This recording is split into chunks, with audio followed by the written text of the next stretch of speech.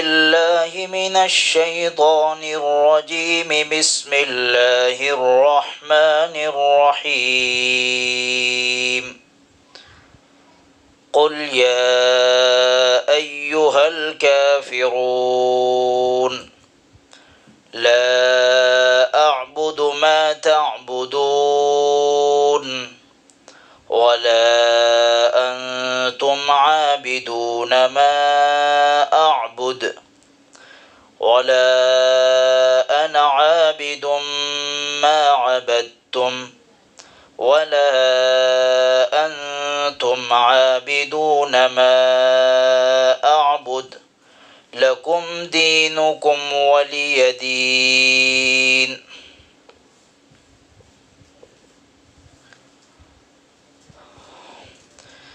سورۃ الکافرون مکی ہے، مکہ مکرمہ میں نازل ہوئی. اس کی 6 آیات ہے. بسم اللہ الرحمن الرحیم. شروع اللہ کے نام سے جو بڑا مہربان نہایت رحم والا ہے. قل یا ایہا الکافرون، تو کہہ دے اے منکرو، میں نہیں پوجتا جس کو تم پوجتے ہو، اور نہ تم پوجو جس کو میں پوجوں، اور نہ مجھ کو پوجنا ہے اس کا جس کو تم نے پوجا، اور نہ تم کو پوجنا ہے اس کا جس کو میں پوجوں. تم کو تمہاری راہ، مجھ کو میری راہ. یہ اس سورت کا ترجمہ تھا.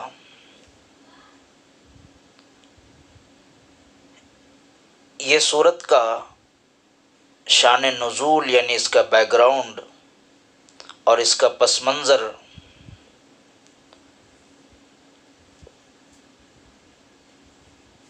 جو قرآن کریم کی تفسیر کی کتابوں میں ملتا ہے وہ یہ ہے.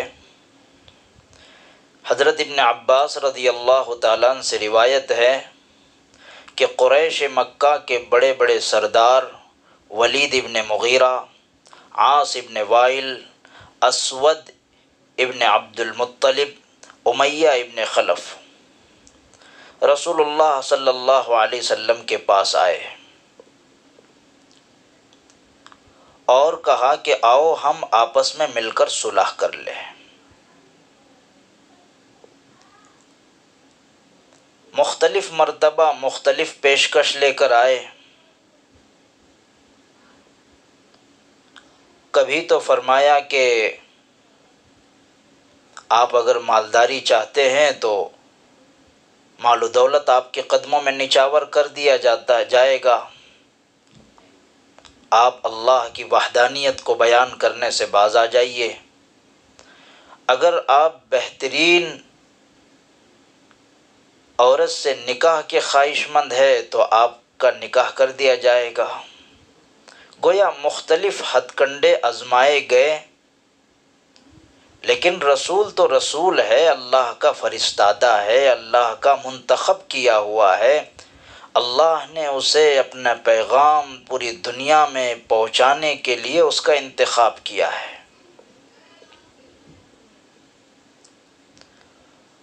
تو یہ سب لوگ سرداران قریش مکہ آپ کی خدمت میں آئے اور کہا کہ دیکھو کچھ معاہدہ کر لیا جائے، کچھ صلح کر لی جائے. صلح یہ ہے کہ 1 سال آپ ہمارے معبودوں کی عبادت کرو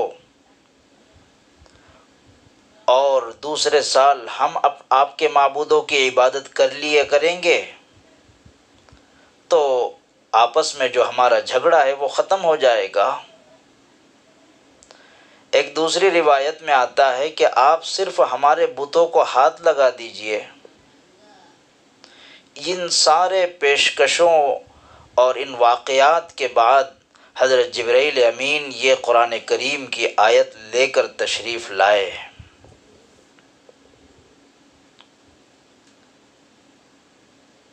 کیونکہ اور اس آیت کے در اندر یہ وضاحت کر دی گئی کہ آپ کسی اور رخ پر ہے، میرا رخ کچھ اور ہے. میں ایک اللہ کی عبادت کرتا ہوں، میرے یہاں بتوں کی عبادت کا تصور نہیں ہے، اور میں اللہ کے ساتھ کسی کو شرکت کی دعوت نہیں دے سکتا۔ وہ اپنی ذات میں یکتا ہے، اپنی صفات میں یکتا ہے، اپنے ارادوں میں یکتا ہے۔ الا لہ الخلق والامر، تمام چیزیں اس کی تابع ہے۔ وہ جب چاہتا ہے، جس وقت چاہتا ہے، جیسے چاہتا ہے، اپنے ارادوں میں وہ خود مختار ہے۔ انہ فعال لما یرید، یدبر الامر من السماء الى الارض، وہ زمین و آسمان کی تدبیریں کرتا ہے۔ وہ زمین و آسمان اور کائنات کے تمام نظام کو چلانے میں وہ خود مختار ہے، اس کا کوئی پارٹنر نہیں۔ لو کان فیہما آلہۃ الا اللہ لفسدتا، اگر زمین و آسمان کے نظام کو چلانے میں اس کا کوئی اگر ساجی ہوتا، اس کا کوئی شریک ہوتا، تو زمین و آسمان کا پورا نظام درہم برہم ہو جاتا۔ وہ تنے تنہا یکتا ہے، وہ حی اور قیوم ہے، اسے کبھی موت نہیں، وہ اب لم یزل ولا یزال ہے۔ وہ ان نظام کو انجام دینے میں اور نظام کو سنبھالنے میں تھکتا نہیں ہے۔ لا تأخذہ سنۃ ولا نوم، اسے کوئی آرام کی ضرورت نہیں ہے، اسے نیند نہیں آتی، اسے اونگ نہیں آتی۔ اس کے سامنے کسی کو اپنی بات کہنے کا اختیار نہیں ہے، وہ اپنے فیصلے میں خود مختار ہے۔ من ذا الذی یشفع عندہ الا باذنہ، قیامت میں بھی کسی کو سفارش کا حق نہیں ہوگا سوائے اس کے جس کو اللہ رب العزت اجازت دے۔ ذرہ ذرہ اس کی کائنات جو اس کے علم میں ہے، کائنات کا ذرہ ذرہ اس کے علم اور اس کی قدرت میں داخل ہے۔ وہ اس قدر طاقت والا، اس قدر اس کے ساتھ میں کسی کو پارٹنر اور کسی کو شریک نہیں کر سکتا۔ وہ تنے تنہا ہے، وہ واحد ہے، وہ بیماروں کو شفا دینے والا وہی ہے، اولاد دینے والا بھی وہی ہے۔ آسمانوں سے بارش برسانا اس کا کام ہے، زمین سے غلہ اور پھل اور پھلواریاں اگانا اس کے قبضے قدرت میں ہے، چاند اور سورج کو نکالنا اس کے قبضے قدرت میں ہے۔ یہ سب کے سب چرند اور پرند اور تمام چیزیں اس کی محتاج ہے، اس کے آگے جھکی ہوئی ہے۔ میں اس خدائے واحد بزرگ برتر کی عبادت کی دعوت دیتا ہوں۔ میں اس پر صلح نہیں کر سکتا، آپ کا راستہ الگ ہے، میرا راستہ الگ ہے۔ میں ایک اللہ کو ماننے والا، اس کے سامنے جھکنے والا۔ اور پھر اعلان کروایا گیا کہ کہہ دیجئے اے منکرو، قل یا ایھا الکافرون، کہہ دیجئے اے منکرو، لا اعبد ما تعبدون، میں عبادت نہیں کر سکتا جس کی تم عبادت کرتے ہیں، ولا انتم عابدون ما اعبد،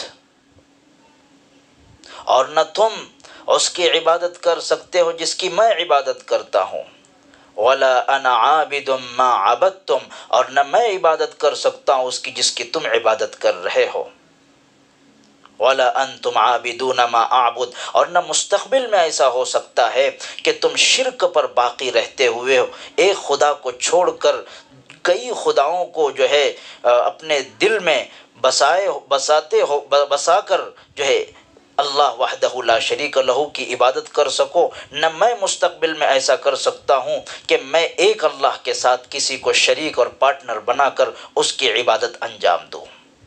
لکم دینکم ولی دین، تم کو تمہارا راستہ ہے، مجھ کو میرا راستہ ہے۔ ایک دوسری جگہ قرآن کریم میں آیا فَإِن كَذَّبُوكَ فَقُلْ لِي عَمَلِي وَلَكُمْ عَمَلُكُمْ أَنْتُمْ بَرِيئُونَ مِمَّا أَعْمَلُ وَأَنَا بَرِيءٌ مِمَّا تَعْمَلُونَ، اگر وہ لوگ آپ کو جھٹلا رہے ہیں اے رسول، اے نبی، تو آپ فرما دیجئے آپ مجھ کو میرا عمل، آپ کو آپ کا عمل۔ انتم بریئون مما اعمل، میں جو کر رہا ہوں آپ اس سے الگ ہے، اور آپ جو کر رہے ہیں میں اس سے الگ ہوں۔ یہ خدائی پیغام ہے، ایک پورے نظام کے ساتھ۔ اس میں بتلا دیا گیا کہ اسلام میں توحید کے سوا دوسری کسی چیز کی گنجائش نہیں ہے۔ اسلام وہ دین خالص اور توحید خالص ہے، وہ خدا اور بندوں کے درمیان کسی کی وساطت اور ایجنسی کا قائل نہیں ہے، وہ صرف ایک واسطہ ہے انبیاء علیہم السلام کا۔ وہ واسطہ بھی اس لیے ضروری ہے کہ اللہ تعالیٰ کے صفات، آپ کی پاکی کا بیان کرنا اور صراط مستقیم کی طرف رہنمائی کرنا، اور بندوں کا تعلق اللہ سے قائم کرنے کے لیے اور صحیح راستہ بتلانے کے لیے اللہ تعالیٰ نے یہ واسطے بنائے۔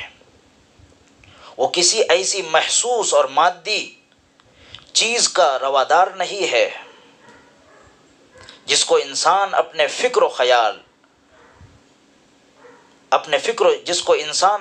و خیال سے معبود کی طرح بسا کر اپنی ساری توجہ اور ہمت اور قوت اس پر مرکوز کر دے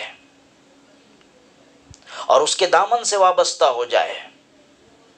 اس میں نہ تو واسطوں کی گنجائش ہے، نہ مظاہر کی، نہ تصویر کی، نہ بتوں کی، نہ یہاں پادری اور پروہت کی قسم کا کوئی طبقہ پایا جاتا ہے، نہ کاہنوں اور مجاوروں کی طرز کی کوئی جماعت ہے۔ اللہ تعالیٰ کا ارشاد ہے، میرے بندے جب تجھے ضرورت ہو تو ڈائریکٹ مجھ سے بات کیجئے، وَإِذَا سَأَلَكَ عِبَادِي عَنِّي فَإِنِّي قَرِيب، اور جب آپ سے میرے بندے میرے بارے میں دریافت کرے تو میں قریب ہوں، میں دعا کرنے والوں کی دعاؤں کو قبول کرتا ہوں۔ اجیب دعوت الداعی اذا دعان فلیستجیبوا لی ولیؤمنوا بی لعلہم یرشدون۔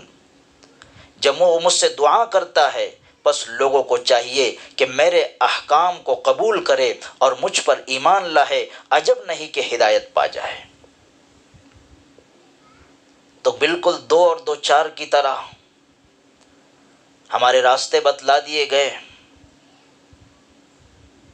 ہمیں بتلا دیا گیا کہ ہم ایک اللہ کو تسلیم کرے، اس کے سامنے جھکے، اس کی عبادت کرے، اس کے لیے نماز پڑھے، اس کے لیے روزے رکھے، دیگر رسومات سے اور دیگر چیزوں سے اور شرکیہ اعمال سے ہمارا کوئی واسطہ نہیں۔ ہر وہ عمل جو توحید خالص سے، اللہ کی وحدانیت سے، اللہ کی ربوبیت سے، اللہ کے ایک حاکم ہونے سے ٹکراتی ہو، وہ مقصود نہیں ہے۔ اس کو ہم اپنے دلوں میں جگہ نہیں دے سکتے، اس کو ہم اپنی زندگی کا دستور نہیں بنا سکتے، اسے ہم اپنا بڑا نہیں سمجھ سکتے جو اللہ کی طاقت سے ٹکرائے، اللہ کے مقابلے میں کوئی خدائی کی دعوت دے۔ اس لیے سورت کا یہ خلاصہ تھا کہ اسلام ایک خالص مذہب ہے، اس میں معبودوں کی پرستش کی گنجائش نہیں ہے، یہ اللہ وحدہ لا شریک لہ کا عطا کردہ دین ہے جس میں صرف اور صرف ایک اللہ کی عبادت کی جائے گی، اس کے سامنے جھکا جائے گا، اس کو ہر حال میں مانا جائے گا۔ بیماری اور شفا کا دینے والا اللہ، مرض کا دینے والا اللہ، صحت کا دینے والا اللہ، اسی طرح جو ہے تمام ضروریات کو مہیا کرنے والا اللہ۔ یہ پیغام تھا اور یہ ہمارے پوری امت مسلمہ کے لیے یہ پیغام ہے کہ اپنے دل میں صرف اور صرف اللہ اللہ اللہ بسا ہوا ہو، اس کے علاوہ دل کی گہرائیوں سے تمام شرک و بدعات کے، تمام ایسے راستوں کے جو اللہ کی نظام سے ٹکراتے ہو، ان تمام راستوں سے توبہ کرنا اور اللہ وحدہ لا شریک لہ کی طرف ہر حال میں متوجہ ہونا، یہ سب سے اہم ذمہ داری ہے۔ ہم نے ایمان کو سمجھا ہی نہیں ہے، ہم نے اسلام کو سمجھا ہی نہیں ہے، ہم نے اللہ کی عبادت کا مطلب نہیں سمجھا ہے، مسلمان کو مسلمان کیوں کہا جاتا ہے اس کا مطلب نہیں سمجھا ہے، ہم نے کلمہ لا الہ الا اللہ محمد الرسول اللہ کا مطلب نہیں سمجھا ہے۔ دنیا میں سوائے اللہ کے کوئی عبادت کے لائق نہیں، ہم نے کلمہ بھی وہی پڑھا ہے، لا الہ الا اللہ، اللہ کے سوا کوئی معبود نہیں۔ اس لیے ہم اپنے دلوں میں ایمان کی اور اسلام کی عظمت کے ساتھ ساتھ اللہ کی وحدانیت کو تسلیم کرے، اپنے بچوں کو بتلائے اللہ کی ذات، اللہ کے صفات، اللہ کے اللہ کی حاکمیت، اللہ کی ربوبیت، اللہ کی گرفت، اللہ کی تمام چیزوں میں اللہ ہی کارساز ہے، تمام چیزیں اللہ ہی بناتا ہے۔ یہ سب اپنے بچوں کے دل و دماغ میں پیوست کرنے کی ضرورت ہے۔ اللہ رب العزت ہم سب کو عمل کی توفیق عطا فرمائے۔ وآخر دعوانا الحمد للہ رب العالمین۔